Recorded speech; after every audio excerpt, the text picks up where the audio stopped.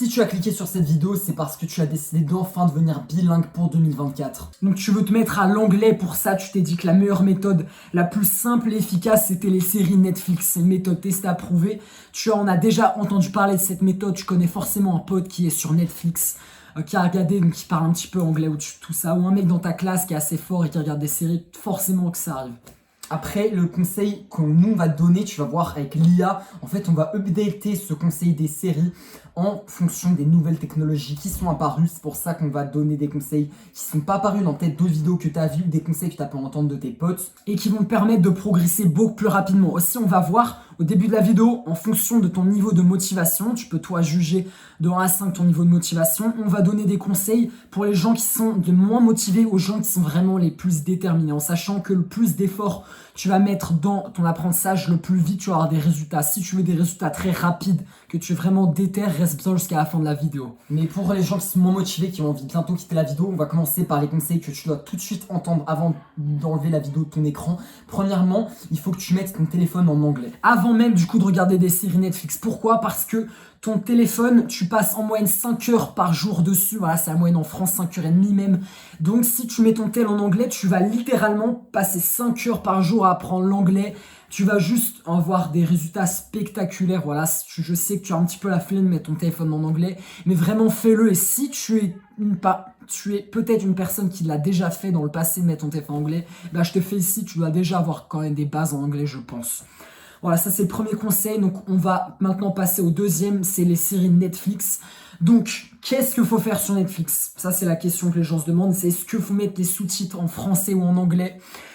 La plupart des gens ont la flemme, tu as probablement la flemme de mettre les sous-titres en anglais, et là c'est là que ça va changer en fonction de ton niveau de motivation. Si entre toi et moi, tu as trop la flemme, bah, c'est mieux que rien de mettre les sous-titres en français, mais on va être honnête, ici on est sur cette chaîne YouTube, on est cash, on va pas te dire du bullshit, tu vas beaucoup moins progresser si tu mets les sous-titres en français qu'en anglais. Pourquoi ? Parce que c'est la vérité. Je voulais reprendre parce que ton cerveau, il va tout le temps appliquer la loi du moindre effort. Je sais plus si c'est ça le nom de la loi exacte, on s'en tape.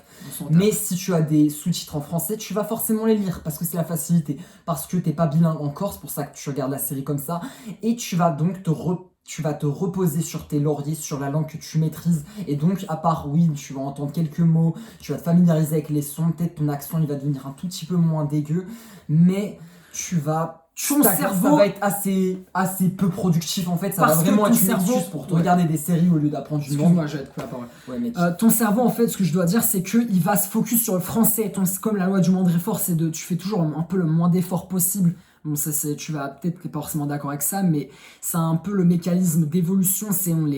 Les hommes de Cro-Magnon, ils avaient de l'énergie limitée, donc ils devaient en utiliser le moins possible. Donc on a évolué pour ça. Donc ton cerveau, il voit les mots en français, il va pas se casser la tête à écouter. Et de plus en plus, tu vas vraiment focaliser ton attention sur les mots et moins sur l'écoute.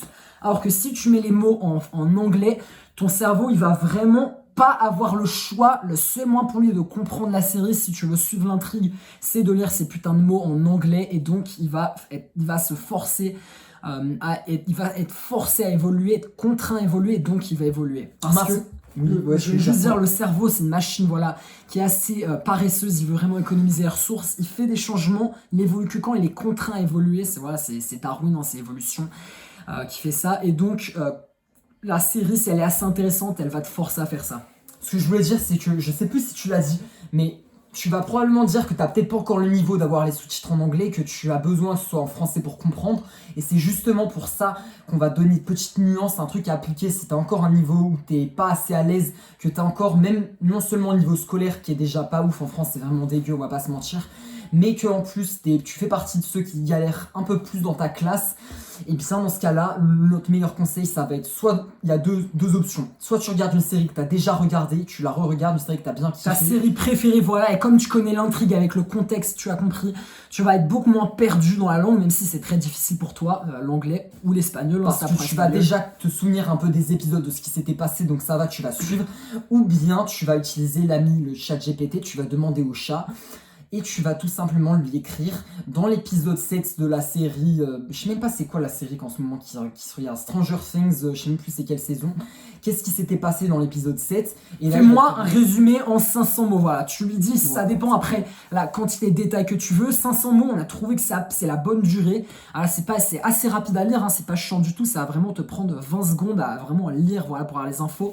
Après, si tu es vraiment tout débutant, si tu vas apprendre le chinois et que t'es complètement paumé, là, demande carrément un résumé en 1500 mots. Là, tu vas vraiment avoir tous les détails. Ouais. Mais voilà, 500 mots, si c'est la question que tu te poses, ça va être très rapide et tu vas vraiment avoir une bonne idée de quoi parle l'épisode. Ce qui est bien avec cet outil, quand tu demandes au chat, c'est que tu peux être précis dans ce que tu veux qu'il te donne, même si des fois il va pas exactement respecter le nombre de mots que tu vas lui donner. Mais ce qui est bien, c'est que tu choisis en fonction de ton niveau. Avec le temps, tu vas pouvoir demander des résumés de plus en plus courts, tu auras de moins en moins besoin qu'il fasse des détails et tu vas pouvoir du coup de plus en plus faire l'effort entre guillemets et utiliser directement ce qui se passe dans l'écran, les sons que tu entends en anglais ou en espagnol, enfin peu importe la langue que tu vas prendre d'ailleurs, c'est valable pour toutes les langues, et tu vas du coup avoir cette augmentation du niveau de difficulté progressive en demandant moins de mots dans le résumé, c'est ça qui est extrêmement pratique. Donc petit à petit, tu vas passer de 500 mots, quand tu seras un peu meilleur, 400 mots, ça va te suffire, plus 300 mots, puis après tu vas vraiment demander en 100 mots c'est quoi la grande ligne de l'épisode, et au final tu arrives au moment où tu n'as pas du tout besoin de résumer parce que tu n'as aucun problème à regarder les sous-titres en anglais. Et c'est là, quand tu seras à ce niveau, que tu pourras décider de même enlever les sous-titres parce que tu auras vraiment énormément progressé. Souvent, en l'espace de une saison, tu auras vraiment vu une grosse différence dans ton niveau, même une saison de 10 heures. Si tu regardes par exemple, je sais pas moi, ça peut être un épisode par jour de série, ou alors ça peut être un épisode par semaine, je sais pas combien de temps tu veux regarder des séries, voilà, ou alors tu veux carrément binge-watch. Ça, c'est la méthode la plus efficace, mais elle peut avoir des impacts négatifs sur d'autres zones de vie. Bon, après, c'est à toi de juger ça, c'est pas le sujet de la vidéo. Voilà. Maintenant, niveau si t'es encore plus déter, voilà, je regarde le script, là, j'avais dit quoi. Oui, c'est de regarder des vidéos YouTube. Pourquoi? Parce que Netflix, c'est bien, Netflix, c'est une Chine, voilà, si tu regardais avec ta meuf, je sais pas qui tu as Netflix tout seul, on s'en fout. Mais tu auras que du contenu divertissant, tu vas rien apprendre, tu vas pas apprendre de nouvelles compétences, de nouvelles informations, de nouvelles choses pour améliorer ta vie. Alors qu'à l'inverse, YouTube, ça peut être des vidéos de muscu, comment apprendre une langue, ça peut être comment apprendre plus vite ses cours, peu importe ce que tu vas apprendre sur YouTube, apprendre à cuisiner, à faire du jardinage, on s'en tape. Oui, ouais. Clairement, en fait, littéralement, sur YouTube, je te coupe un petit peu, en fait, littéralement sur YouTube, tu peux avoir dans tous les contenus que tu peux avoir dans des livres, tu vas avoir des gens qui vont avoir lu tous ces livres et un peu te faire des résumés, te partager des points, des petites nuggets, des petits hacks, des petits conseils, voire des guides complets, ça va être plus rare. Un peu des vidéos comme ça, mais qui sont plus structurées, qui donnent quand même des conseils un peu plus poussés, et tu vas pouvoir du coup t'améliorer dans n'importe quel sujet, et du coup ça permet, je sais même plus ce que je voulais dire, mais en fait c'est comme des livres, mais vraiment beaucoup plus courts, beaucoup plus concis, et ce qui est bien, c'est que ça va te faire progresser à l'oral en anglais, ça va te faire progresser en écoute, et c'est vraiment, en fait, on l'a pas dit, mais pour devenir bilingue, un des moyens les plus efficaces, c'est d'avoir un maximum de volume, le maximum de mots qui te viennent. Si à l'école on apprend aussi mal, c'est parce qu'on a très peu de volume, d'input, de contenu. On consomme très peu de contenu. On focus sur des règles de grammaire et il y a très peu de mots qu'on apprend, très peu de volume. On n'a pas le temps de lire des livres, de regarder la masse de vidéos. Alors que les gens qui apprennent le plus vite, c'est les gens qui voyagent à l'étranger, qui n'ont pas le choix pour survivre littéralement de savoir se démerder, voilà, dans la langue. Et donc, si toi, tu n'as pas les moyens pour X ou Y raison de voyager dans le pays que tu veux, aux États-Unis ou au Royaume-Uni pour apprendre l'anglais, voilà, eh bien, tu peux tout simplement t'immerger depuis ton téléphone, depuis chez toi avec Internet. Tu peux t'immerger dans les médias complètement en anglais et faire ce choix par toi-même. Par contre, c'est un choix à faire et il n'y a que toi qui peux le faire. Hein, on va pas le faire pour toi. Mais avec la technologie aujourd'hui, on peut quand même sans voyager, s'immerger dans la langue et passer des heures à consommer du contenu et donc progresser beaucoup plus vite. C'est beaucoup plus facile d'apprendre une langue en 2024 qu'en 2014. Voilà, je crois qu'on est assez bon pour la vidéo. Donc regarde des vidéos YouTube, c'est peut-être un peu moins divertissant que les séries Netflix, mais tu peux apprendre un maximum de choses. C'est pas que du divertissement. Clairement. Et je sais même pas si on l'a dit, mais évidemment, ces vidéos YouTube en anglais, enfin, c'est logique, c'est Sinon, ça n'a pas trop de sens comme conseil. Après, en fait, il faut que tu comprennes une chose si tu regardes des vidéos YouTube exclusivement en français, c'est que le plus le temps va passer, le plus l'algorithme YouTube va s'adapter à ta consommation et donc il va te recommander des vidéos en anglais. Ça va peut-être te faire bizarre au début. C'est vrai que moi, je me souviens plus trop qu'on avait, parce que ça fait un petit moment maintenant qu'on regarde des vidéos en anglais la plupart du temps. Mais donc, petit à petit, tu vas avoir des vidéos en anglais qui vont venir dans des recommandations si tu les as pas bannies d'ailleurs de YouTube. Ça, c'est totalement un autre débat. Si tu as encore des recommandations YouTube, mais au moins, ça va être bénéfique pour ton apprentissage, pour devenir bilingue tout simplement. Et du coup, petit à petit, tu n'auras plus d'efforts à faire de rechercher des vidéos en anglais, de rechercher des nouveaux youtubeurs, de te familiariser avec un environnement qui t'est encore inconnu. C'est un petit peu inconfortable au début, mais très vite, tu vas retrouver des nouveaux repères.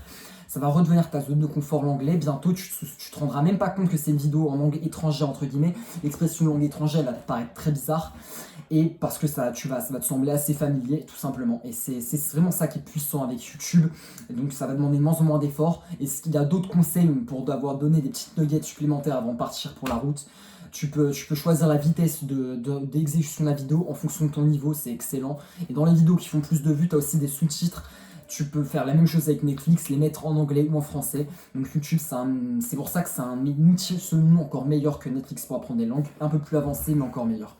C'est tout pour la vidéo, merci d'avoir vu jusqu'à la fin, on espère que tu as apporté de la valeur ajoutée et que tu vas pouvoir commencer cette année 2024 et vraiment tabasser ton niveau d'anglais. Et rouler sur ta classe si tu es aux études, surtout dans les cours d'anglais ou d'espagnol, si c'est la langue que tu choisis exactement, d'apprendre. ne plus avoir de faire de soutenir. En fait, on fait l'intro, on vend les mérites de parler l'anglais à la fin de vidéo, c'est pas du tout logique. Ouais. Aussi pour ton TOEIC, ton TOEFL, pour tes entretiens d'embauche, pour plein de choses évidemment. Ok, c'est tout pour aujourd'hui, merci d'avoir vu jusqu'à la fin. Tu peux lâcher un like avant de partir, faire un s'il te plaît, si t'as kiffé la vidéo, ça te coûte vraiment que dalle, mais ça nous aide. Tu peux t'abonner à la chaîne si on parle vraiment d'apprentissage de langue sur cette chaîne, comment apprendre, c'est pas que l'anglais, voilà, ça s'applique un peu à toutes les langues. Ce qu'on sait, peu importe la langue que tu vas apprendre. Ça se base en fait sur les sciences de l'apprentissage pour que ce soit le plus rapide possible. Donc c'est pour ça que et sur notre expérience à nous, que quand nous on a commencé à apprendre l'anglais et l'espagnol, qu'est-ce qu'on aurait aimé savoir pour apprendre à beaucoup plus vite ces langues, pas du tout comme on voit à l'école. Donc tu peux suivre ça. En plus, à chaque fois avoir les notifications de nos vidéos, ça peut t'aider à rester motivé, à rester focus sur l'apprentissage de langue cette année, pour pas au bout de un mois déjà avoir oublié ta bonne résolution de te mettre à l'anglais ou à l'espagnol. On se dit à la semaine pro pour une vidéo, on publie chaque dimanche. Et sur ce, continue d'apprendre des langues. Ciao. Ciao.